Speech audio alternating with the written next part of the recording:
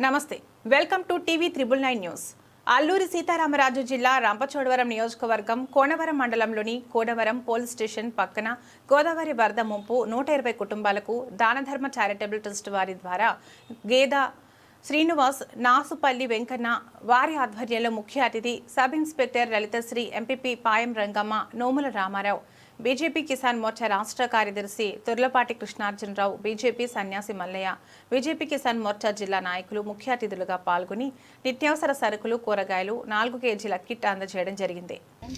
మేనగారు శ్రీ గౌరవనీయులు లతాశ్రీ గారికి, అట్లాగే మన పోనవరం ఎంపీపీ గారు పాయం రంగమ్మ గారికి, అట్లాగే భారతీయ జనతా పార్టీ రాష్ట్ర కిసాన్ మోర్చా అధ్యక్షుల వారికి, అలాగే మేము చేస్తున్నటువంటి కార్యక్రమాలకి నేను అడగంగానే సహాయ సహకారాలు అందించినటువంటి దాన ధర్మ చారిటబుల్ ట్రస్ట్ వారికి పేరు పేరున ధన్యవాదాలు తెలియజేస్తున్నాను. అంటే రాబోయే రోజుల్లో ఎటువంటి కార్యక్రమాలైనా మీకు ముందుండి సహకారం అందించడానికి మా ట్రస్ట్ వారు ఎప్పుడు సహాయ సహకారం అందించడానికి ముందుంటారని మరీ కోరుకుంటున్నాను.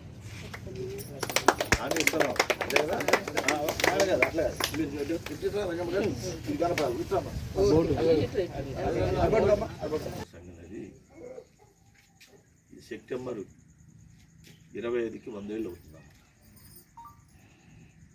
ఇది సామాజిక పదంలో సేవా కార్యక్రమాలు చేస్తూ ముందుకెళ్తాం. దీనికి అనుగుణంగా 70-77 సంస్థలు ఉంటాయి. ఒక్కొక్కళ్ళు విద్యాపరంగా కానీ, దేవాలయాల పరంగా కానీ, సనాతన పరిరక్షణ కోసం,